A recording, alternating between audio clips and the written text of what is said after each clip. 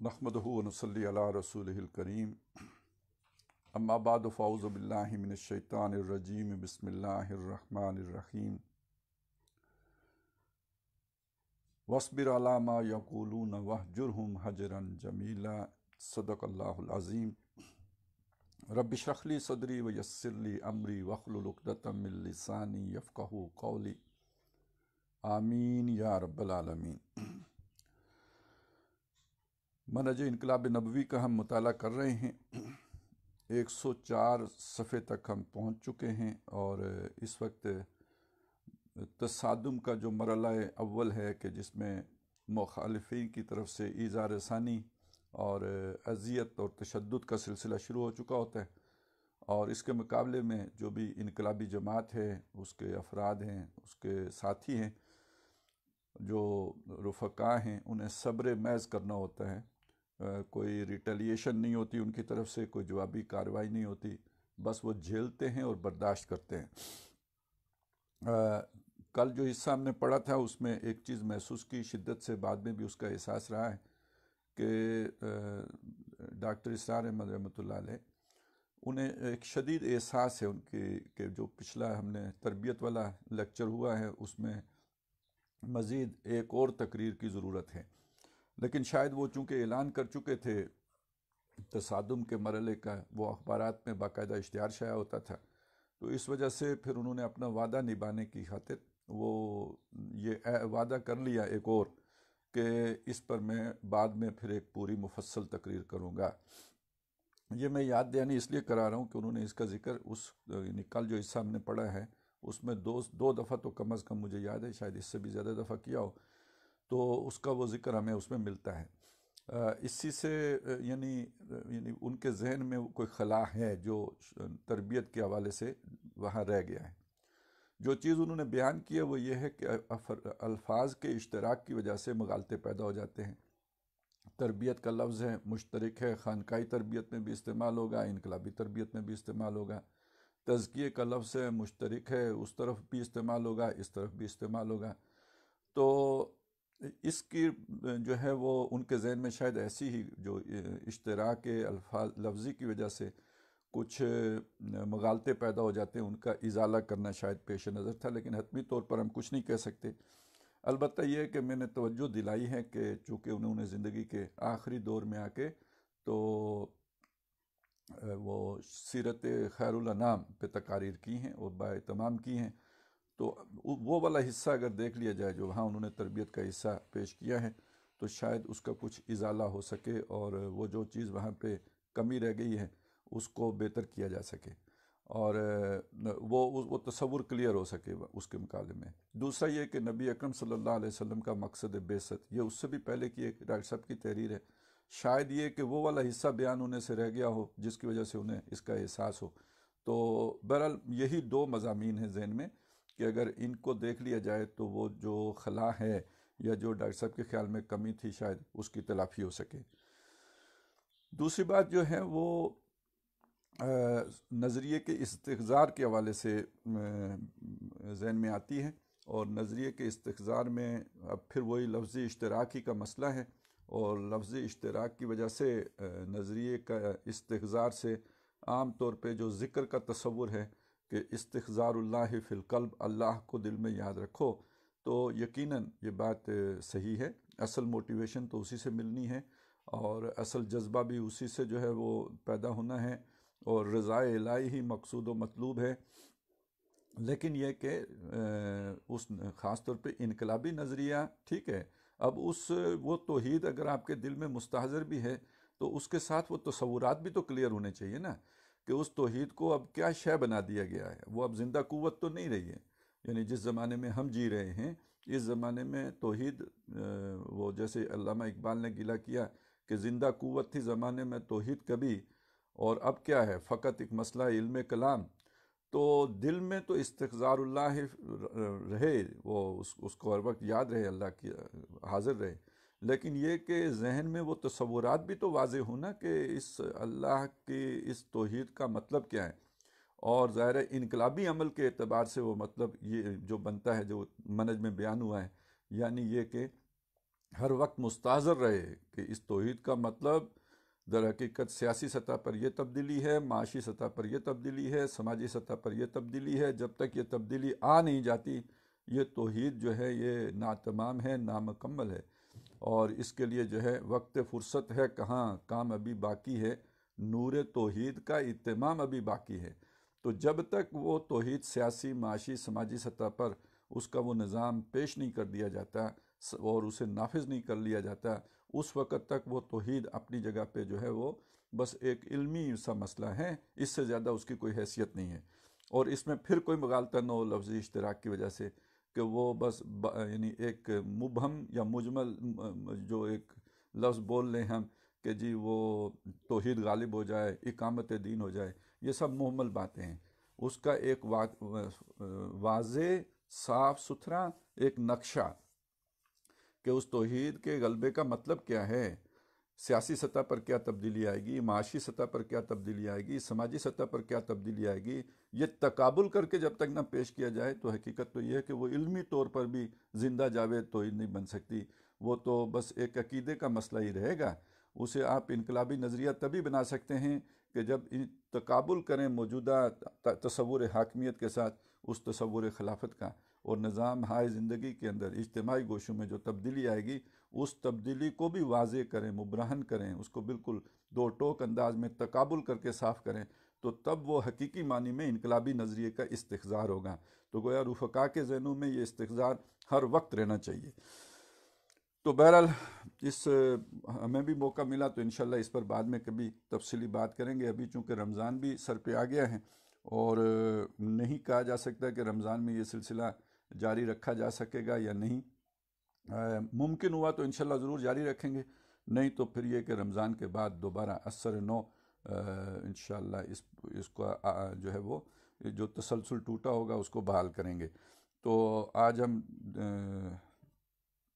کوشش کریں گے کل بھی ایک نشست ہو جائے۔ بہرحال ابھی ہم اس کا مطالعہ شروع کرتے ہیں۔ تو کل اس چیپٹر میں ہم نے یہ بات پڑھ لی تھی کہ جو یہ تصادم ہے، بہرحال کسی کو اچھا لگے برا لگے، اس کا آغاز انقلابی لوگوں کی طرف سے ہوتا ہے۔ ایک نظام ہے وہ چل رہا ہے اور لوگ اس میں مطمئن ہیں، اور ٹھیک ہے کولو کے بیل کی طرح اس میں جتے ہوئے ہیں اور کل پرزے کی طرح اس میں لگے ہوئے ہیں، لیکن یہ کہ مطمئن ہے، چل رہا ہے۔ اب ایک شخص اٹھتا ہے وہ کہتا ہے نہیں یہ غلط ہے، تو اصل میں تو یہاں سے سارا جو ہے نا گڑبڑ شروع ہوگی، کشمکش کا آغاز تو یہاں سے ہوگا، لڑائی جھگڑا تو یہاں سے شروع۔ وہ نہ بولتا تو معاملات بالکل سموتھلی چل رہے تھے، اب اس نے بول کر ایک ہلچل کا آغاز کر دیا ہے، ایک ہر طرف تھرتھلی سی مچا دی ہے، اما یتساءلون عن النبأ العظیم کی کیفیت پیدا کر دی ہے۔ تو گویا تصادم کا آغاز تو اس فرد کی طرف سے، اس شخص کی طرف سے، یا جو اس کے ساتھی بنتے چلے جا رہے ہیں ان کی طرف سے ہو رہا ہے۔ گڑبڑ تو وہ کرتے، فسادی تو وہ نظر آ رہے ہیں معاشرے کے پرامن لوگوں کو، صلح جو لوگوں کو، با اخلاق لوگوں کو۔ ظاہر ہے ایک غلط نظام ہے، اس نظام کے اوپر جو راضی ہو گئے ہیں تو ان کا اخلاق اسی طور پر ڈھل گیا ہے، تو ان کی نظر میں یہ بڑی بد اخلاقی کی بات ہے کہ صدیوں سے چلے آئے نظام کو، جس کو ہمارے آباء و اجداد پوجتے آئے ہیں، اس کے خلاف کھڑے ہو کہ آپ اس طرح کا نعرہ مستانہ بلند کر دیں، یہ گستاخانہ انداز ہے۔ تو یہ چند گستاخ، یہ چند سرپھرے، یہ چند جنونی، یہ چند جو ہے جن پر شاید جادو ہو گیا ہے، تو یہ ان سرپھرے لوگوں نے آ کے یہاں پہ ہمارے ایک آرام دہ ماحول کو، پرسکون ماحول کو پراگندہ کر دیا ہے، اور یہاں پہ ایک انتشار پیدا کر دیا ہے، فساد برپا کر دیا ہے۔ تو یہ ہمیشہ الزام فساد کا اور انتشار کا اور اختلاف کا یہ لگتا آیا ہے انہی لوگوں کے اوپر کہ جو معاشرے میں تبدیلی کے لیے کھڑے ہوتے ہیں۔ تو جب یہ شروع ہوتا ہے یہ عمل ان لوگوں کے خلاف، ایک جو ہلچل جو مخالفت آتی ہے، تو اس میں سب سے پہلا کام ڈاکٹر صاحب کہتے ہیں وہ ہوتا ہے داعی کی کردار کشی اور نفسیاتی حربے، چالاکیاں ہوتی ہیں۔ اس صبر محض یعنی پیسیو ریزسٹنس کے بھی دو مراحل ہیں، یعنی اب سمجھے تصادم، یہ ایک بڑی وہ جو ہے نا ایک عنوان ہو گیا۔ اس تصادم کے پھر دو حصے ہو گئے، ایک حصہ ہے جو بعد میں آنا ہے وہ ہے مسلح تصادم، جس میں جو ہے لوہے سے لوہا ٹکراتا ہے، یہ جو ہے محاددہ ہو جائے گا۔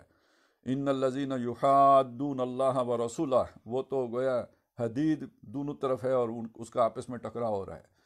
لیکن اس سے پہلے ایک تصادم ہے جسے یک طرفہ کہیں کہ ساری مخالفتیں دشمنوں کی طرف سے ہو رہی ہیں، اور یہ جو اللہ والے ہیں یا جو انقلابی ہیں یا جو تبدیلی لانا چاہتے ہیں، جو اللہ کے دین کو غالب کرنا چاہتے ہیں، یہ بس اسے جھیل رہے ہیں، برداشت کر رہے ہیں۔ اچھا، یہ جسے اس کے لیے عنوان جو انہوں نے بنایا تھا صبر محض کا یا پیسو ریزسٹنس کا، اب بتا رہے ہیں کہ اس کے بھی دو حصے ہیں۔ اب وہ سمجھ لیجئے وہ دو حصے کیا ہیں، اس صبر محض کے دو حصے ہیں۔ ان کو بھی آج اچھی طرح سمجھ لیجئے، شاید ہی وضاحت سے اس کا ذکر میں نے پہلے کبھی کیا ہو۔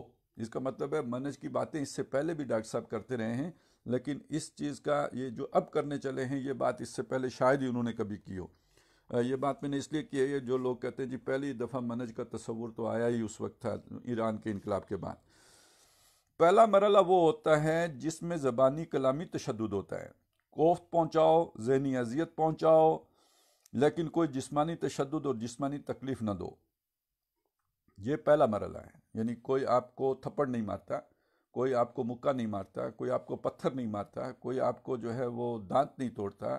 یہ پہلے مرحلے پر یہ نہیں ہوتا، صرف کیا ہوتا ہے، زبانی کلامی تشدد ہوتا ہے۔ یہ زبانی کلامی تشدد کیا ہوتا ہے، یہ آگے سمجھیں گے ہم۔ اس مرحلے میں اصل ہدف اور نشانہ بنتا ہے خود دائی۔ مصیبت اس نے کھڑی کی ہے نا، یہ جو مستانے دیوانے آ گئے ہیں مجنون اس کے ساتھ، تو وہ ہی نہ ہوتا تو یہ بھی تو نہ ہوتی، یہ تو پہلے بھی چپ کر کے بیٹھے ہوئے تھے اور یہ نہیں بول رہے تھے، وہ بولا ہے تو یہ بولے ہیں، تو وہ ان کا جو ہے نا وہ بڑا ہے، اس کو ذرا پہلے اس کی خبر لی جاتی ہے۔ دعوت کا آغاز کرنے والا، اس کے ساتھی ہدف نہیں بنتے، ان کو کوئی کچھ نہیں کرتا، وہ تو کہتے ہیں یار یہ جو ہے نا اس نے ان کو خراب کر دیا ہے۔ اس لیے کہ ابتدا میں لوگ محسوس کرتے ہیں کہ یہ شخص ہے جس کا دماغ خراب ہوا ہے اور یہ ہمارے نوجوانوں کے دماغ خراب کر رہا ہے۔ ان نوجوانوں کو تو انہوں نے ریکلیم کرنا ہے، انہیں ناراض نہیں کرنا ہے، انہیں واپس اپنی جماعت میں، اپنے منجدہار میں، اپنے دھارے میں شامل کرنا ہے۔ ان کے ساتھ تو بڑا نرم رویہ ہوگا، ہاتھ ہولا رکھا جائے گا اور بہت عزت اور اکرام کے ساتھ انہیں پیش آیا جائے گا تاکہ واپسی کی گنجائش باقی رہے۔ تو ان کو بھی مل کے ساری باتیں اسی کے خلاف کی جائیں گی کہ وہ ایسا تھا، ویسا تھا، اس کا پرسنل ایشوز ہیں، وہ کچھ مسائل میں گرفتار ہے وغیرہ وغیرہ۔ انہیں واپس لینا ہے، لہٰذا ان کے خلاف ابھی ہاتھ نہیں اٹھائے جائیں گے، بلکہ جو دائی ہے اس کی شخصیت کو مجروح کرنے، یعنی کریکٹر اسسینیشن کی کوشش ہوگی۔ کہا جائے گا پاگل ہے، دماغ خراب ہو گیا ہے، مجنون ہے۔ یہ مجھے ویسے یاد آ گیا، تنظیم میں رہتے ہوئے جب یہ سارا سلسلہ شروع ہوا تو ایک دوست ہیں، وہ ابھی بھی تنظیم میں اہم ذمہ داریوں پہ فائز ہیں، تو ان کے سامنے جو میرا نقشہ کھینچا گیا تو وہ بہت پریشان ہو گئے نا، وہ چل کے میرے پاس اسلام آباد آ گئے اسپیشلی، اور مجھے بلا کے ملے وہ، اور انہوں نے مطلب آخر یہ کی تھی کہ میں آپ کا علاج کرا دوں گا۔ تو وہ یعنی نقشہ یوں کر کے کھینچا جاتا ہے کہ اچھے بھلے لوگ بھی جو ہیں وہ پریشان ہو جاتے ہیں کہ واقعی ان کے دماغ کو کوئی مسئلہ ہو گیا ہے۔ تو مجنون ہے، فینیٹک ہے، ساحر سے شاعر ہے، ساحر ہے، شاعر ہے اور دیوانہ ہے۔ وہ ایک بات یہ بھی ہو جاتی ہے نا کہ یہ باتوں میں من مول لیتا ہے، اور یہ کہ یہ تو رات کو بھی دن ثابت کر لیتا ہے، تو اس طرح کی مختلف جو ہے وہ چیزیں کی جاتی ہیں۔ سیرت مطہرہ میں یہ ساری ہی باتیں ملتی ہیں جن کا تذکرہ ابتدائی مکی صورتوں میں آتا ہے۔ تو مکی دور کے قریباً 13 برس کے ابتدائی 3 سال، اب یہ دیکھیں مکی دور وہ ہے جس میں یہ تصادم کا مرحلہ، یہ پیسو فیز والا مسلسل رہا ہے، لیکن اس کے جو پہلے 3 سال ہیں وہ اس اعتبار سے ہیں کہ اس میں ہوا کہ تشدد جسمانی نہیں بلکہ صرف لسانی، زبانی، کلامی تشدد کو، ان کو کوفت پہنچاؤ، انہیں ذہنی اذیت پہنچاؤ، جیسے قرآن مجید میں سورۃ الحجر میں ان معاندین و مخالفین کا یہ قول نقل کیا گیا ہے، یا ایھا الذی نزل علیہ الذکر انک لمجنون۔ اگر ذرا سی عربی زبان سے واقفیت ہو تو اندازہ ہو کتنا زہر میں بجھا ہوا یہ جملہ ہے۔ یہ چلیں کبھی موقع ملا تو اس طرح کے جملے بھی آپ کو سنائیں گے، لیکن ابھی تو چلیں قرآن مجید کی آیت پڑھیں۔ آج کے جو ولید بن مغیرہ ہیں ان کے بھی جملے ایسے موجود ہیں۔ تو اگر ذرا سی بھی عربی زبان سے واقفیت ہو تو اندازہ ہو کہ کتنا زہر میں بجھا ہوا یہ جملہ ہے. اے فلانے جو یہ سمجھتا ہے کہ اس پر کوئی ذکر نازل ہو رہا ہے، ہم تو تم کو پاگل سمجھتے ہیں. اب یہ بات سنی محمد الرسول اللہ صلی اللہ علیہ وسلم نے. اب بتائیے کہ اس کا کیا کوئی اثر نہیں ہوگا آپ کی طبیعت پر؟ کوئی ملال نہیں آئے گا؟ کوئی رنج نہیں پہنچے گا؟ یعنی اس کا کوئی افسوس، کوئی دل پر اس کا کوئی اثر نہیں ہوگا؟ اس کو کہتے ہیں اعصابی جنگ، یعنی وار آف نروز. کسی طرح ان کی قوت ارادی کو ختم کر دو، یعنی حوصلہ پست کر دو. ان کے اندر جو آہنی عظیمت ہے، وہ جو ہمت کر کے جو کھڑے ہو گئے ہیں، کسی طرح ان کو پگھلا کر رکھ دو. یہی سورۃ الحجر ہے جس کے آخر میں یہ الفاظ آئے ہیں وَلَقَدْ نَعْلَمُ أَنَّكَ يَضِيقُ صَدْرُكَ بِمَا يَقُولُونَ. اے محمد صلی اللہ علیہ وسلم، ہمیں خوب معلوم ہے کہ جو کچھ یہ کہہ رہے ہیں اس سے آپ کا سینہ بھینچتا ہے، بھینچنے لگتا ہے. آپ کو شدید ذہنی اذیت و کوفت ہوتی ہے. تکلیف دہ جملے ہیں یہ، جو ہے وہ دل کھینچ لینے والے جملے ہیں، بلکہ کلیجہ کھینچ لینے والے جملے ہیں. صدمہ ہوتا ہے کہ یہی وہ لوگ ہیں جو کل تک میرے قدموں تلے اپنی آنکھیں بچھاتے تھے، جو مجھ کو دیکھتے ہی کہا کرتے تھے جا صادقو اور جا الامین. ہر طرف حضور کا خیر مقدم ہوتا تھا، ہر ایک آپ سے محبت کرتا تھا، ہر شخص آپ کا احترام کرتا تھا. لیکن یہی لوگ ہیں جو آج آپ کا استہزاء و تمسخر کر رہے ہیں. کوئی مجنون و دیوانہ کہہ رہا ہے، کوئی شاعر و ساحر کہہ رہا ہے. سورہ دخان میں فرمایا وَقَالُوا مُعَلَّمٌ مَجْنُونَ، اور انہوں نے کہا یہ محمد صلی اللہ علیہ وسلم تو معاذ اللہ سکھایا پڑھایا مجنون ہیں، باولا ہیں. یعنی آپ کو کوئی سکھاتا پڑھاتا ہے اور یہ آ کر ہم پر دوست جماتے ہیں کہ یہ کلام مجھ پر اللہ کی طرف سے نازل ہو رہا ہے. ذرا اندازہ لگائیے. اچھا چلیں، پہلے تو پھر یہ بھی تھا نا کہ جی آپ پر ہی دیوانگی آ گئی ہے. اب ایک نئی بات آ گئی ہے کہ جی آپ تو اتنا کچھ بھی نہیں ہو کہ یہ باتیں کر سکو. آپ کو تو کوئی اور سکھاتا ہے، کوئی غلام ہے، فلانا ہے. آج کہیں گے کوئی صحافی ہے جو سکھاتا ہے، کوئی اور سکھاتا ہے آپ کو.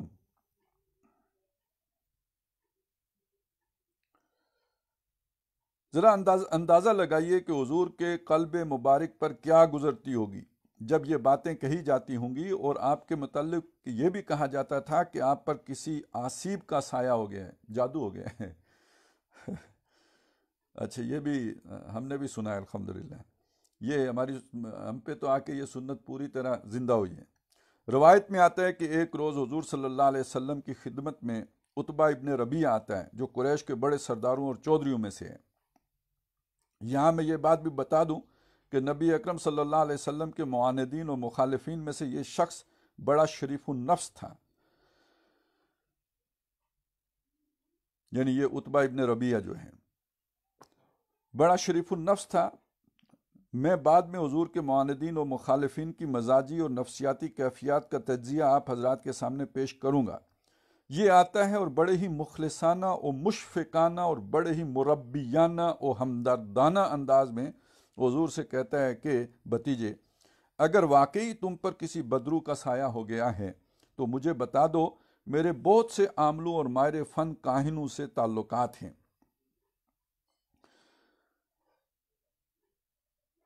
میں کسی کو بلا کر تمہارا علاج کرا دوں گا. اس کی جو فٹ نوٹ میں لکھا ہوا ہے کہ اسی روایت میں آتا ہے کہ حضور صلی اللہ علیہ وسلم نے جواب میں اس کے سامنے سورہ خامی مسجدہ کی چند آیات کی تلاوت کی، جس سے وہ انتہائی متاثر ہوا. اس کے چہرے کا رنگ متغیر ہو گیا اور وہ خاموشی سے واپس چلا گیا. قریش کے دوسرے سرداروں نے بھی اس تبدیلی کو محسوس کیا اور ان کو اندیشہ لاحق ہوا کہ کہیں عتبہ بھی حضور پر ایمان نہ لے آئے، لیکن اس کی قسمت میں یہ شرف نہیں تھا. اب آپ سوچئے کہ حضور صلی اللہ علیہ وسلم کے قلب مبارک پر کیا گزری ہوگی. میں آپ کو یہ بتا رہا ہوں کہ یہ پہلا تشدد ہوا ہے. اس کا نشانہ بحیثیت داعی اول جناب محمد الرسول اللہ صلی اللہ علیہ وسلم کی ذات اقدس تھی. میں اس استہزاء اور تمسخر کو بھی تشدد کہہ رہا ہوں، اس لیے کہ ذہنی اور نفسیاتی کوفت سے بڑا تشدد اور کوئی نہیں. جسمانی اذیت سے کہیں زیادہ تکلیف انسان کو اس وقت ہوتی ہے جب اسے یہ ذہنی کوفت پہنچتی ہے۔ چنانچہ ابتدائی 3 سال تک اعصاب شکنی کی پوری کوشش ہوتی رہی ہے تاکہ آپ کے اعصاب ٹوٹ کر رہ جائیں، بکھر کر رہ جائیں، آپ میں وہ ہمت باقی نہ رہے کہ کھڑے رہ کر دعوت پیش کرتے رہیں۔ ان کی طرف سے اس کی ایک اور انداز سے بھی کوشش ہوئی تھی۔ آپ کو معلوم ہوگا کہ بعض عامل لوگوں نے باقاعدہ اپنی بہت سی ریاستوں کے ذریعے سے اپنی آنکھوں کے اندر ایک خاص کشش اور چمک پیدا کر لی ہوتی ہے۔ قوت ارادی کو اپنی آنکھوں میں مرتکز کر لیا ہوتا ہے کہ وہ اپنی آنکھوں سے کسی کو گھور کر دیکھیں تو وہ دہل کر رہ جائیں۔ یہ ہمارے بھی جو روحانی لوگ ہوتے ہیں نا، اصل میں تو ان میں سے بھی بیشتر تقریباً 98% تو وہ ہوتے ہیں کہ جن کا کوئی نہ کوئی وہ احساس خود نمائی ہی ہوتا ہے کہ جو پھر انہیں اس روحانیت کی طرف کھینچ کے لے جاتا ہے تاکہ وہ لوگوں پر اس کے ذریعے سے بالادستی حاصل کریں۔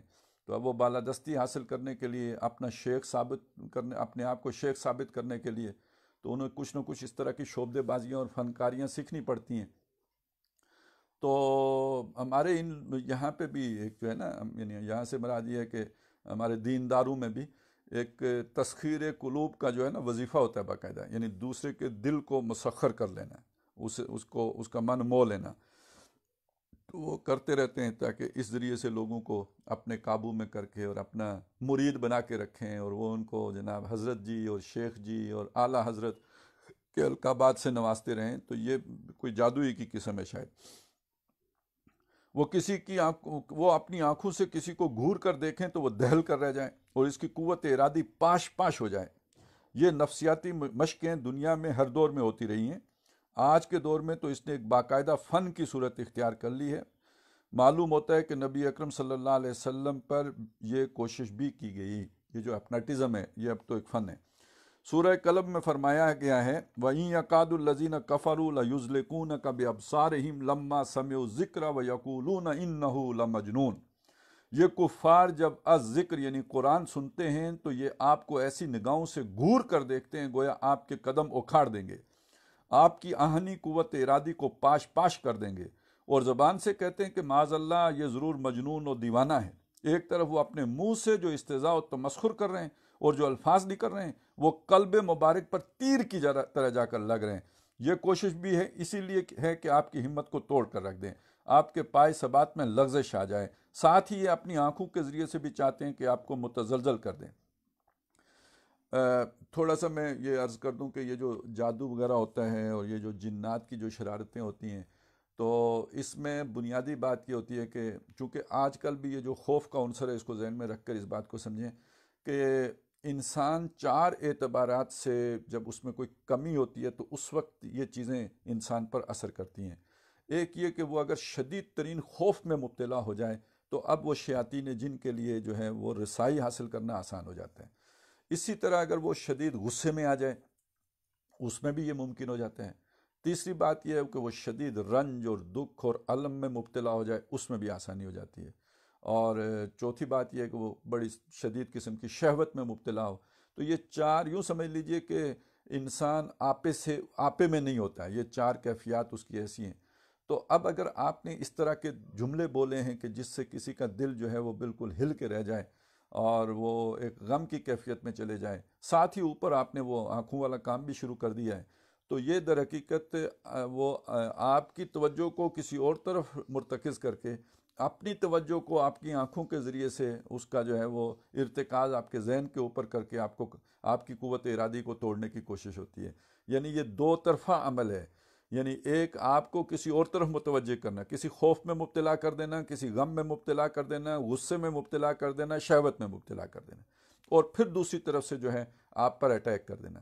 یہ جو عام طور پہ گھروں میں لوگوں کو اس طرح کے مسئلے پیش آتے ہیں نا، بال پڑے ہوئے ہیں یا کچھ ایسے خلاف معمول چیزیں ہوتی ہیں، یہ خوف زدہ کرنے کے لیے ہوتے ہیں۔ آپ اس کو بالکل ٹھنڈے طریقے سے لیں، اٹھا کے باہر پھینک رہے ہیں، کچھ نہیں ہوگا۔ یہ ان کے حربے ہوتے ہیں کہ جن کے ذریعے سے وہ پہلے آپ کو ذرا ایک خوف میں مبتلا کرتے ہیں، پھر ان کے رستے کھلتے ہیں۔ اور بسا اوقات تو یہ ہوتا ہے کہ چلے لوگ جو ہوتے ہیں تو وہ اس طرح کی چیزیں دیکھ کر خود ان کے قدموں میں پہنچ جاتے ہیں۔ جس کے پاس جاتے ہیں نا علاج کرانے کے لیے، ہو سکتا ہے اسی نے یہ سارا دھندا کیا ہو اپنی دکان چلانے کے لیے۔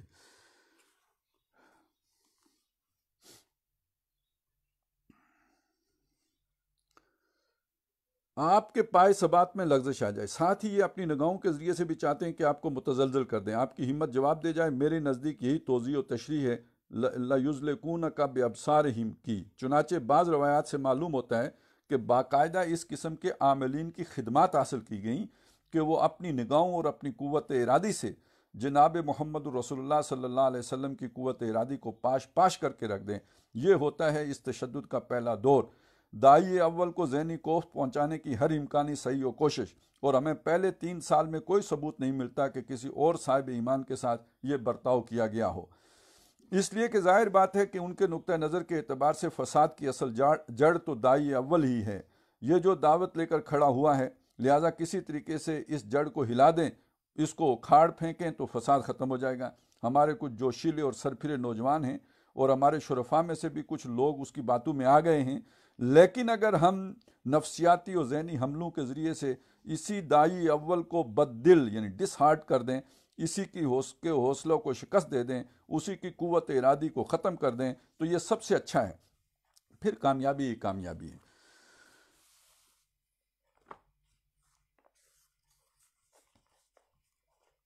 اچھا جی، یہ تو پہلے 3 سال ہیں، یعنی مکی دور کے جو 12 سال یا 12.5 سال ہیں، ان میں سے پہلے 3 سال وہ گزرے ہیں جس پر نبی اکرم صلی اللہ علیہ وسلم کی اکیلی ذات کو ہدف تنقید بنا کر اور ان پر یہ اس طرح کے نفسیاتی حربے استعمال کیے گئے، اور گویا لفظی تشدد جو ہے وہ اس سے کام لیا گیا، اور آپ کو مجنون کہا گیا، ساحر کہا گیا، اور اللہ تعالیٰ کی طرف سے پھر آپ کو اس پر مختلف جو ہے وہ تسلیاں دیں گی کہ اس پر صبر کیجئے، وَاصْبِرْ عَلَىٰ مَا يَقُولُونَ، جو کچھ یہ کہتے ہیں اس پر صبر کیجئے، اور یہ کہ کہیں کہا گیا کہ چھوڑ دی وَاهْجُرْهُمْ هَجْرًا جَمِيلًا، جیسے سورہ مزمل میں آیا۔ اسی طرح جب سورہ نون والقلم میں جو اس میں بھی اسی کی وضاحت آئی ہے کہ یہ آپ کو مجنون کہتے ہیں، اور اللہ کی طرف سے تسلی آ رہی ہے کہ اِنَّكَ لَعَلَىٰ خُلُقٍ عَظِيمٍ۔ تو یہ ساری باتیں جو ہیں یہ در حقیقت بتا رہی ہیں کہ یہ جو حملہ تھا پہلے 3 سال کا، یہ کوئی آسان بات نہیں تھی۔ یہ یعنی ایک وہ انگارے ہیں جن پر خباب بن الارت کو لٹا کے جو ہے وہ اذیت دی گئی ہے، ایک یہ انگارے ہیں کہ جو جا کے سیدھا کلیجے پر اور دل پر اور جگر پر حملہ آور ہوتے ہیں، ان کی تپش جا کے وہاں محسوس ہوتی ہے۔ اچھا، یہ بھی دلچسپی کی بات ہے کہ اب جو تنظیم میں جنہوں نے انحراف کیا ہے، تو ان کو جب ہم نے اس تنقید کا نشانہ بنایا تو ان کے جو بھی ساتھی ہیں انہیں تسلی دی کہ انقلابی قائدین کے اوپر اس طرح کی تنقید ہوتی رہتی ہے، تو وہ پہلے 3 سال میں ہوتی ہے بھائی، 45 سال کے بعد نہیں شروع ہوتی، وہ ہونی ہوتی تو پہلے ہو جاتی۔ تو باقی یہ کہ داعی کا لفظ بھی آپ کے امیر صاحب پر جو ہے وہ کسی طرح فٹ ہی نہیں آتا، انہوں نے کبھی کسی کو کوئی دعوت دی ہو، کوئی ایک آدمی تو بتا دیں جس کو انہوں نے جا کے دعوت دی ہو۔ اچھا جی، جسمانی تشدد اور تعذیب، یہ اب 3 سال کے بعد کا مرحلہ ہے۔ پس پہلے 3 سال تو جناب محمد رسول اللہ صلی اللہ علیہ وسلم اس بدترین ذہنی و اعصابی تشدد کا نشانہ بنے رہے۔ آغاز وحی کے بعد چوتھے سال میں ان کے یہاں دارالندوہ میں باقاعدہ مشاورت کے بعد فیصلہ ہوا۔ اب سارے وہ بڑے سردار بیٹھے اور وہاں پہ انہوں نے یہ فیصلہ کیا کہ اب تک جو تدبیریں ہم نے کی ہیں وہ سب ناکام ہو چکی ہیں، یعنی نہ ہم ریکلیم کر سکیں، ظاہر ہے ان کو بھی جو لوگ تھے ان کو بھی کوئی لالچ وغیرہ دیے ہوں گے، تو اور نہ ہی نبی اکرم صلی اللہ علیہ وسلم کی ہمت کو توڑ سکیں، اور جنگل کی آگ کی طرح یہ دعوت پھیل ہی رہی ہے، گویا نظام کہنہ کے پاسبانوں یہ مارز انقلاب میں ہے۔ پھر یہ کہ یہ آگ ہمارے بارود خانوں تک بھی پہنچ گئی ہے، اور ہمارے غلاموں کے طبقے کے لوگ محمد صلی اللہ علیہ وسلم کی دعوت کے حلقہ بگوش ہو گئے ہیں۔ یہ غلاموں کا مسئلہ بڑا نازک ہے، یہی اسی پہ تو یعنی ایک دفعہ خرید لو اور اس کے بعد جیسے بیل سے کام لیتے ہو ان سے کام لو، تو ان لوگوں کے اندر بھی یعنی یہ آزادی آ گئی کہ وہ اپنی مرضی سے اپنا عقیدہ تبدیل کر لیں، تو یہ تو پورا ہمارے نظام کو ڈھا دینے والی بات ہے۔ تو یہ ان کو باشعور عوام کو باشعور کرنا، تو یہ تو وڈیروں کے لیے اور جو چودھری ہیں ان کے لیے موت کا پیغام ہے۔ کل پرسوں ہی وہ مجھے ابھی یاد آ گئی فیض کی وہ جو ہے نا نظم، کہ گلی کے وہ جو آوارہ کتے، اور اس میں کوئی انہیں احساس ذلت دلا دے، کوئی ان کی سوئی ہوئی دم ہلا دے، تو یہ تو باقاعدہ دم ہل رہی مسئلہ، یہ تو اب تو کھڑے ہو گئے اور یہ اب ہماری ہڈیاں چبانے کو آ گئے ہیں۔ تو یہ تو اب ہماری دعوت یہ بارود خانوں تک پہنچ گئی ہے، اور ہمارے غلاموں کے طبقے کے لوگ محمد صلی اللہ علیہ وسلم کی دعوت کے الگا بگوش ہو گئے ہیں۔ اب کیا ہوگا، یہ فکر ان کو دامنگیر ہو گئی۔ آپ خود اندازہ کیجئے کہ غلاموں کا طبقہ اس معاشرے کے لیے بڑی افرادی قوت یعنی ہیومن پوٹینشل کی اہمیت رکھتا تھا۔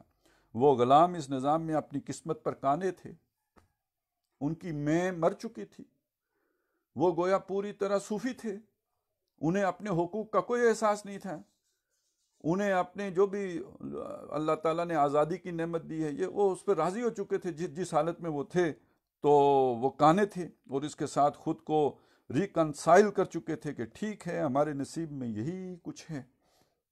لیکن اگر کہیں ان کے اندر ان کی عزت نفس بیدار ہو گئی، وہ جن کو بلڈی کہہ کے بلایا جاتا ہے، اگر انہیں پتہ لگ گیا کہ یار ہمارے بھی کوئی حقوق ہیں، کہیں ان کے اندر یہ احساس پیدا ہو گیا کہ ہم بھی انسان ہیں اور ہمارے بھی کچھ حقوق ہیں، تو کیا ہوگا؟ ہمارا نظام تلپٹ ہو کر رہ جائے گا۔ یہ طاقت اگر کہیں ہمارے خلاف کھڑی ہو گئی تو اس کا سنبھالنا مشکل ہو جائے گا۔ اس کے علاوہ ان کی اس تشویش میں روز بروز اضافہ ہو رہا تھا کہ ان کے نوجوانوں میں جناب محمد رسول اللہ صلی اللہ علیہ وسلم کی دعوت نفوذ کر رہی ہے، نوجوانوں میں نفوذ کر رہی ہے۔ اصل میں بڑوں کا معاملہ یہ ہوتا ہے کہ وہ اس نظام کے اندر اب دھنس چکے ہوتے ہیں، وہ جیسے آدمی دلدل میں پھنسا ہو اس طرح وہ گھٹنوں تک پھنس چکے ہوتے ہیں، انہیں بات سمجھ میں بھی آ جائے، دماغ قبول بھی کر لیں، دل میں اتر بھی جائے، وہ ایسے مضبوط بندھنوں میں بند چکے ہوتے ہیں کہ ان کا توڑنا اب ان کے لیے ممکن نہیں رہا ہوتا ہے۔ تو نوجوان ذرا ابھی تک آزاد ہوتے ہیں تو ان کے لیے ایک ہی دفعہ نعرہ مستانہ لگا دینا کوئی مشکل نہیں ہوتا، جو ایک بڑے خطرے کی علامت ہے۔ اب آپ اندازہ کیجئے کہ عثمان ابن عفان رضی اللہ تعالیٰ عنہ کون ہے؟ خاندان بنو امیہ کا ایک صالح نوجوان۔ مصعب بن عمیر کون ہے؟ اسد ابن وقاص کون ہے؟ حذیفہ ابن کون ہے؟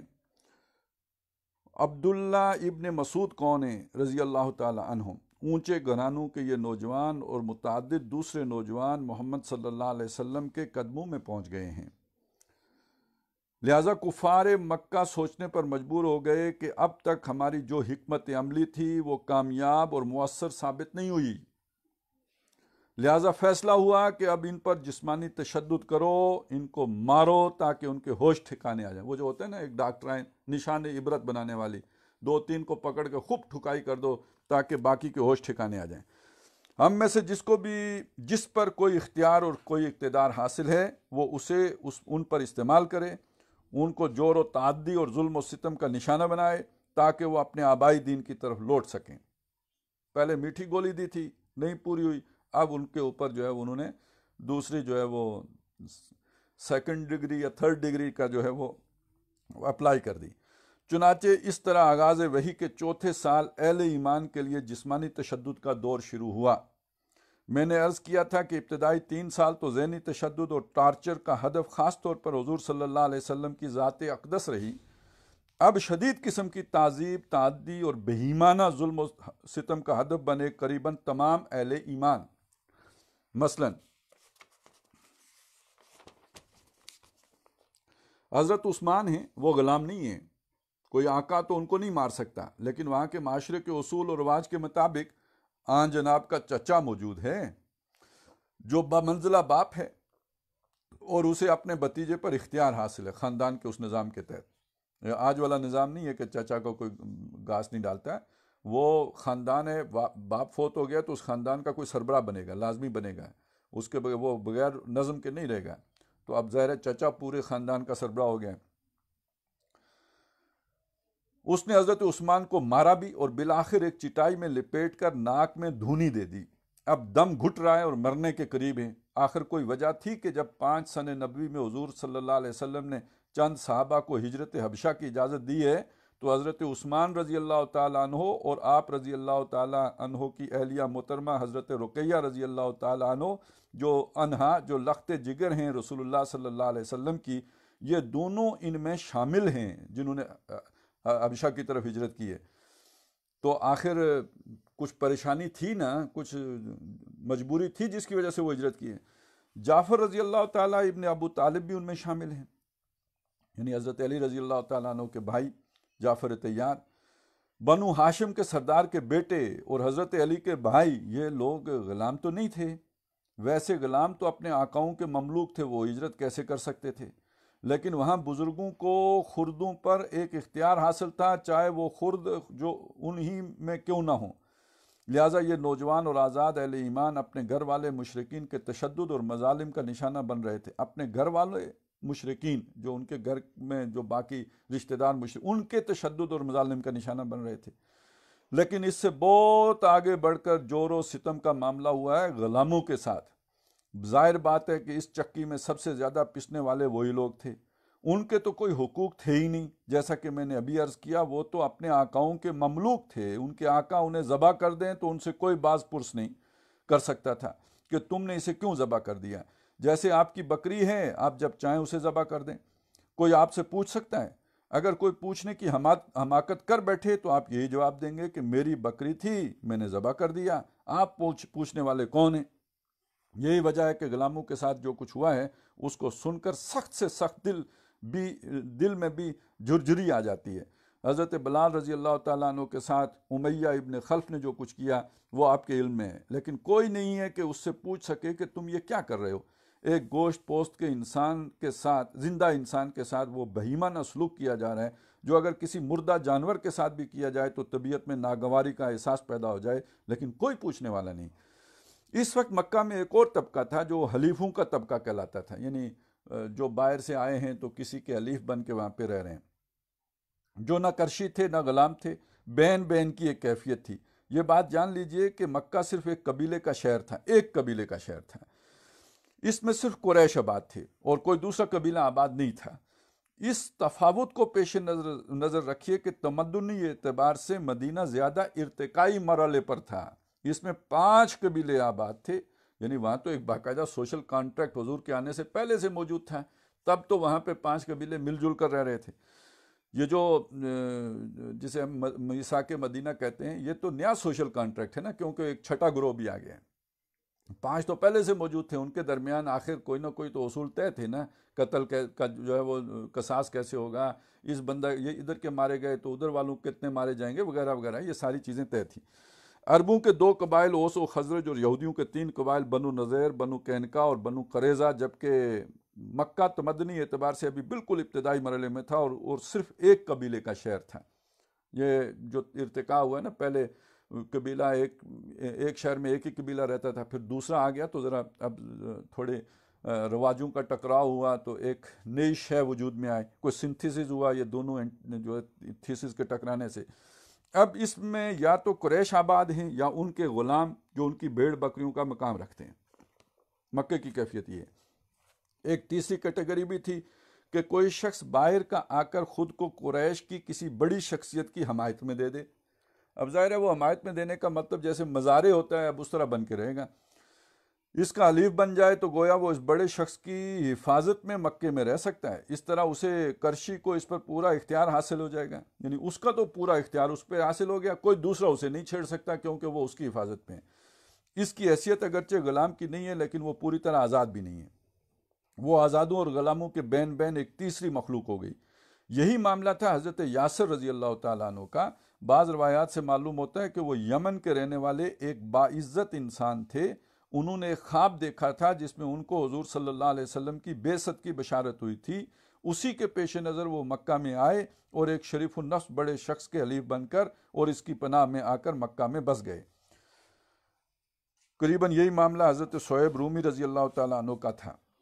تو بس اسی شخص کی ایک کنیز تھی حضرت سمیہ رضی اللہ تعالیٰ عنہا، تو آقا کی اجازت سے ان سے نکاح ہو گیا۔ اب ایک خاندان بن گیا، وہ کرشی لاولد مر گیا، اس کا جو وارث اور جانشین بنا وہ ابو جہل تھا۔ گویا اب وہی حیثیت آل یاسر پر ابو جہل کو حاصل ہو گئی جو وہ پہلے اس کرشی کی تھی۔ حضرت یاسر رضی اللہ تعالیٰ عنہ غلام تو نہیں ہیں لیکن ابو جہل کے حلیف اور اس کی پناہ میں ہیں، اس لیے کوئی اور ابو جہل سے نہیں پوچھ سکتا کہ تم اس خاندان کے ساتھ کیا کر رہے ہو۔ یہی وجہ ہے کہ اس دور میں مسلسل اور بدترین تشدد کا نشانہ بنے ہیں یہ 2 میاں بیوی اور ان کے ایک بیٹے حضرت عمار، یہ تینوں حضور پر ایمان لے آئے تھے، ان پر شدید ترین مظالم ابو جہل نے کیے۔ حضرت سمیہ رضی اللہ تعالیٰ عنہ کو حضرت سمیہ رضی اللہ تعالی عنہا کو شوہر اور بیٹے کی نگاہوں کے سامنے انتہائی بے ایمانہ طور پر شہید کیا۔ ایک مومنہ کا یہ پہلا خون تھا، اس سے مکہ کی سرزمین لالہ زار ہوئی۔ پھر حضرت یاسر کے ہاتھ پاؤں 4 سرکش اونٹوں سے باندھ کر انہیں 4 سمتوں میں ہانک دیا کہ ان کے جسم کے چھیتڑے اڑ گئے۔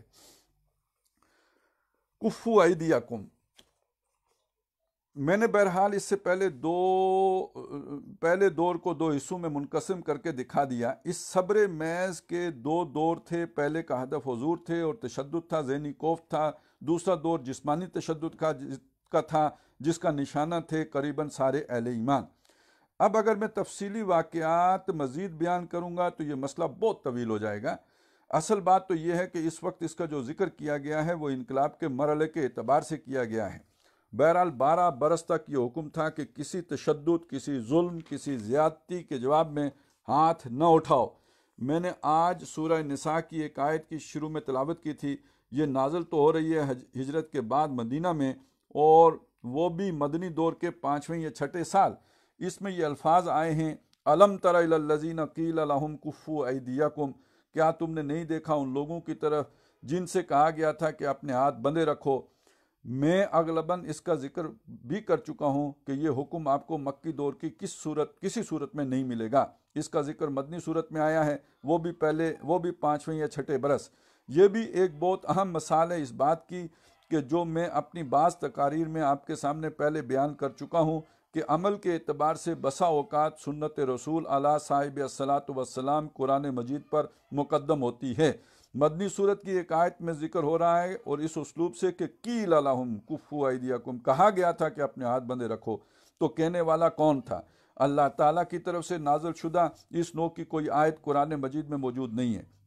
معلوم ہوا کہ وہ حکم تھا جناب محمد الرسول اللہ صلی اللہ علیہ وسلم کا۔ جیسا کہ شاید میں عرض کر چکا ہوں کہ دونوں امکانات ہو سکتے ہیں۔ ایک یہ کہ حضور کا اپنا ذاتی اجتہادی فیصلہ ہو، اس کی اگر اللہ تعالیٰ کی طرف سے نفی نہیں ہوئی تو توثیق ہو گئی، جیسے کہ حدیث کی اقسام میں ایک تقریری حدیث ہے کہ حضور کے سامنے ایک کام ہوا اور آپ نے اسے روکا نہیں تو اسے بھی سنت ہونے کی ایک سند حاصل ہو گئی۔ چونکہ اگر یہ کام غلط ہوتا تو حضور منع فرما دیتے، تو گویا اللہ کی طرف سے تقریر ہو گئی۔ مقرر کیے رکھنا یہ تقریر ہے۔ دوسرے یہ بھی ممکن ہے کہ وحی خفی یا وحی غیر مطلوب کے ذریعے سے حضور کو اللہ تعالیٰ نے حکم دیا ہو اور اسے آپ نے صحابہ کرام تک پہنچا دیا ہو، اور بعد میں سورہ نساء میں اس وحی خفی کا اس وحی جلی اور وحی مطلوب میں ذکر آ گیا ہو۔ ان سے کہا گیا تھا کفوا ایدیکم، اپنے ہاتھ بندھے رکھو، روکے رکھو۔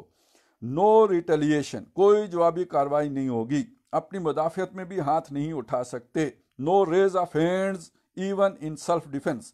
آگے فرمایا وَأَقِیمُوا الصَّلَاةَ وَآتُوا الزَّکَاۃَ۔ اس وقت حکم یہ تھا کہ نماز اور زکوٰۃ کی پابندی کرو، یعنی تربیت ہی کا مرحلہ تھا۔ با نشہ درویشی در ساز و دم زن، چون پختہ شوی خودرا بر سلطنت جمزن۔ ابھی برسلطنت جمزن کا حکم نہیں آیا تھا، بلکہ مرحلہ تھا تربیت کا۔ تیاری کرو، اللہ سے زیادہ لو لگاؤ، اللہ کی محبت اور دلوں میں جماؤ، اپنے عزم و ارادے کو اور تقویت دو، اللہ کی راہ میں مصائب و تکالیف جھیلنے کا خود کو زیادہ سے زیادہ عادی اور خوگر بناؤ۔ مجھے علامہ اقبال کا یہ شعر بڑا پسند ہے، اگرچہ یہ ذرا مختلف بات ہے کہ نالا ہے بلبل شوریدہ تیرا خام ابھی، اپنے سینے میں اسے اور ذرا تھام ابھی۔ تو جو ولولہ اور جوش صحابہ کرام کے دلوں میں پیدا ہو رہا تھا کہ ہمیں باطل کے خلاف اٹھ جانا چاہیے، کھڑے ہو جانا چاہیے، لڑنا چاہیے۔ چنانچہ سورہ نساء کی اس آیت کی تفسیر میں آج صبح ہی میں نے دیکھا ہے کہ امام رازی رحمۃ اللہ علیہ نے امام طبری رحمۃ اللہ علیہ سے ایک روایت نقل کی ہے جس میں متعدد صحابہ مثلاً عبد الرحمن ابن عوف رضی اللہ تعالیٰ عنہ، سعد بن ابی وقاص رضی اللہ تعالیٰ عنہ اور بعض دوسرے صحابہ اکرام رضی اللہ تعالیٰ عنہم کا نام مذکور ہے کہ یہ وہ حضرات تھے جو بار بار حضور کی خدمت میں عرض کیا کرتے تھے کہ اب قتال کا فیصلہ ہونا چاہیے، کب تک ہم برداشت کریں گے؟ میں کہا کرتا ہوں کہ آپ سوچئے کہ جب مکہ میں حضرت سمیہ رضی اللہ تعالی عنہا پر ظلم کیا جا رہا تھا جو صنف نازک میں سے تھی، پھر بوڑھی بھی، تو کم از کم 40 مسلمان موجود تھے، کیا ان کا خون کھولتا نہیں ہوگا؟ کیا وہ جوش میں نہ آتے ہوں گے اور حضور سے عرض نہ کرتے ہوں گے کہ یا رسول اللہ، آپ کی ایک نام لیوا بوڑھی خاتون کو اس طرح بے عزت کیا جا رہا ہے اور ستایا جا رہا ہے، تو کیا ہم بے غیرت ہیں؟ کیا ہم میں مردانگی کا جوہر نہیں ہے؟ ہمیں اس بربریت کے خلاف اٹھ کھڑے ہونا چاہیے، لیکن نہیں، اس وقت حکم یہی تھا، کفو ایدیکم، اپنے ہاتھ بندھے رکھو، ابھی اپنے اس جوش کو تھام کر رکھو، جلدی وہ وقت آئے گا تب اپنا یہ جوش نکال لینا۔ لیکن جیسا کہ میں عرض کر چکا ہوں کہ انقلابی عمل کے اعتبار سے حکمتیں اسی میں ہیں کہ جوش کو تھامو اور روکو اور صبر کرو اور جھیلو، ریٹیلیٹ نہ کرو، یعنی مدافعت میں ہاتھ مت اٹھاؤ۔ حضور صلی اللہ علیہ وسلم جب سامنے سے گزر رہے ہیں تو تلقین فرما رہے ہیں، اصبروا آل یاسر ان موعدکم الجنہ، اے یاسر کے گھر والوں صبر کرو، اس لیے کہ تمہارے وعدے کی جگہ جنت ہے۔ تو یہ ابتدائی دور ہے، قریباً 12.5 برس مکہ میں جاری رہا۔ واقعہ یہ ہے کہ یہ دور انقلاب محمدی علیہ صاحب الصلاۃ والسلام کا ناگزیر بنیادی لازمہ یعنی پری ریکویزٹ ہے۔ اسی میں انقلابی نظریہ و فکر کی دعوت و تبلیغ بھی ہو رہی ہے، دعوت قبول کرنے والوں کی تنظیم بھی ہو رہی ہے، اسی میں اہل ایمان کے تزکیہ اور تربیت کے مراحل بھی طے پا رہے ہیں۔ اس کے بھی 2 پہلو ہیں، ایک یہ کہ ان کے روحانی تزکیہ اور ترفع کا پروگرام بھی چل رہا ہے جو ہم پیچھے پڑھ رہے ہیں، اور دوسرا یہ کہ مارے کھانے، مصائب جھیلنے اور ان کا خوگر بھی بنایا جا رہا ہے، اور یہ پھر کہ ان کو ڈسپلن کی پابندی کا عادی بھی بنایا جا رہا ہے۔ یہ تھا وہ جو ڈاکٹر صاحب نے کہا تھا سر پھٹنے چاہیے۔ غور کیجئے کہ اس سے بڑی ڈسپلن کی پابندی اور کیا ہو سکتی ہے کہ چاہے تمہارے ساتھ یا تمہارے کسی رفیق کے ساتھ یا خود رسول اللہ صلی اللہ علیہ وسلم جو داعی اول کے ساتھ تشدد کا کتنا ہی ہولناک اور ناقابل برداشت معاملہ کیا جائے، ظلم و ستم کے کتنے ہی پہاڑ توڑے جائیں، تم ہاتھ نہیں اٹھا سکتے۔ اس طرح گویا ان کی سم و طاعت کی تربیت بھی ہو رہی ہے، یہ مرتب نے لکھا ہے، اور ان کی قوت برداشت، ان کی قوت ارادی کو چٹان کی مانند مضبوطی بھی حاصل ہو رہی ہے۔ گویا تطہیر افکار اور تعمیر سیرت و کردار کے دونوں کام ساتھ ساتھ چل رہے ہیں۔ اصل تو سیرت کا پتہ تب چلے گا نا کہ اس مخالفت پر بھی جو ہے وہ کھڑے رہ سکیں۔ میں پھر عرض کروں گا کہ صحابہ اکرام رضوان اللہ علیہم اجمعین معاذ اللہ بزدل نہیں تھے، نعوذ باللہ، کہ خاموشی سے ماریں کھاتے رہے اور ظلم و ستم اور عقوبت و تعذیب جھیلتے رہے، بلکہ یہ اس لیے تھا کہ رسول اللہ صلی اللہ علیہ وسلم کا حکم تھا، کفو ایدیکم، اجازت جب تک نہ ہو ہاتھ نہ اٹھائیں۔ پھر سن لیجئے کہ یہ حکم قرآن میں نازل نہیں ہوا تھا، یہ حکم تھا جناب محمد الرسول اللہ صلی اللہ علیہ وسلم کا۔ ان میں سے کسی ایک نے بھی پوچھا تک نہیں کہ قرآن میں کہاں آیت اتری ہے کہ ہم ہاتھ نہ اٹھائیں۔ لہٰذا جان لیجئے کہ علامہ کا یہ شعر 100% صحیح ہے کہ بم مصطفیٰ برساں خیشرا کے دی ہماؤس گرباؤ نہ رسیدی تمام بولابست۔ اپنے آپ کو مصطفیٰ کے قدموں تک پہنچاؤ، اس لیے کہ دین تو نام ہی مصطفیٰ کا ہے، وہاں تک رسائی نہیں ہوئی تو اس کے باہر تو بولابی یعنی کفر، زندقہ اور ضلالت ہی ضلالت ہے۔ یہ قرآن جس پر ہمارا ایمان ہے کہ یہ اللہ کا کلام ہے، ہمیں محمد صلی اللہ علیہ وسلم ہی سے ملا ہے، مجھ پر یا کسی اور پر تو نازل نہیں ہوا، حتیٰ کہ ابو بکر، عمر، عثمان، علی رضوان اللہ تعالیٰ علیہم اجمعین و ارضاہم پر بھی نازل نہیں ہوا۔ رسول اللہ پر قرآن نازل ہوا، اور نہ معلوم اللہ تعالیٰ نے اپنے نبی صلی اللہ علیہ وسلم پر مزید کیا کیا نازل فرمایا ہے۔ حضور کا ارشاد ہے، اوتیت القرآن و مثلہ معہ، مجھے قرآن بھی ملا ہے اور اس کے ساتھ ہی اس کی مثل اور بھی ملا ہے۔ اللہ تعالیٰ نے حکمت دی ہے، بصیرت دی ہے، اللہ تعالیٰ نے آپ کو بے پناہ صلاحیت عطا فرمائی ہے۔ پھر وہی خفی ہے، بہت سی باتیں اللہ تعالیٰ بذریعہ الہام حضور کو پہنچا رہا ہے، کبھی خواب کے ذریعے سے رہنمائی دی جا رہی ہے، کبھی کشف ہو رہا ہے۔ یہ سب چیزیں بھی اللہ تعالیٰ کی تعلیم کا ایک حصہ ہیں جو اس نے اپنے نبی صلی اللہ علیہ وسلم کی فرمائی۔ ہاتھ نہ اٹھانے کی بہت سی حکمتوں میں ایک حکمت یہ بھی ہے کہ عادت پڑ رہی ہے اور خوگر ہو رہے ہیں سم و طاعت کے، ہاتھ نہیں اٹھانا، جھیلنا ہے، برداشت کرنا ہے اور صبر کرنا ہے۔ ساتھ ہی یہ ایک حکم اور بھی ہے کہ پیچھے نہیں ہٹنا، موقف پر ڈٹے رہنا ہے۔ یہ نہ ہو کہ اس تشدد سے گھبرا کر اپنے انقلابی نظریے کو خیر بات کہہ دو، اس سے کنارہ کش ہو جاؤ، نہیں، ڈٹے اور کھڑے رہنا ہے۔ جان جاتی ہے تو جائے، یہ ہے یعنی یہ نہیں ہے کہ آپ کو تبدیل کر لو اس لیے کہ دباؤ ہے، اس لیے کہ سختی ہے، اس لیے کہ حالات بدل گئے ہیں تو ہم اس میں یہ چھوٹی سی تبدیلی کر لیتے ہیں، تو ایسا نہیں ہے۔ ڈٹے رہو، جمے رہو، کھڑے رہو، جان جاتی ہے تو جائے، یہ ہے اس تصادم کا پہلا مرحلہ، صبر محض یا پیسیو ریزسٹنس۔ تو آگے ڈاکٹر صاحب نے مثالیں دی ہیں گاندھی کا جو عدم تشدد اور حضرت مسیح علیہ السلام کے اقوال ہیں، تو یہ انشاءاللہ تعالی ہم کوشش کریں گے کل ان کا مطالعہ کر لیں۔ اب میں دیکھتا ہوں اگر آپ کا کوئی سوال ہوا تو اس کو انشاءاللہ لے لیتے ہیں۔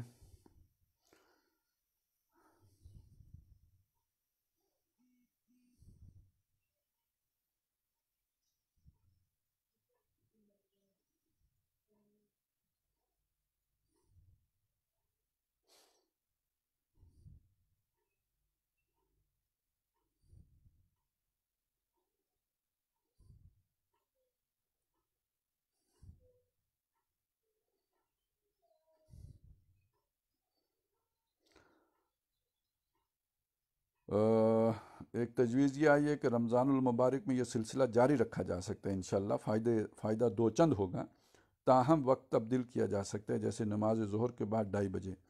جی انشاءاللہ سوچیں گے ضرور، ممکن ہوا چونکہ کچھ اور پروگرام بھی ہونے ہیں، تو ہماری جو میڈیا کی ٹیم ہے اس کے بھی اوپر بھی کافی لوڈ ہے، تو وہ ساری چیزیں دیکھتے ہوئے، یعنی یہ نہیں کہ دن خالی پڑا رہے گا، پروگرام ہوتے رہیں گے، تو اس میں اگر کہیں ایڈجسٹ ہو سکتا ہوا تو انشاءاللہ ضرور کریں گے۔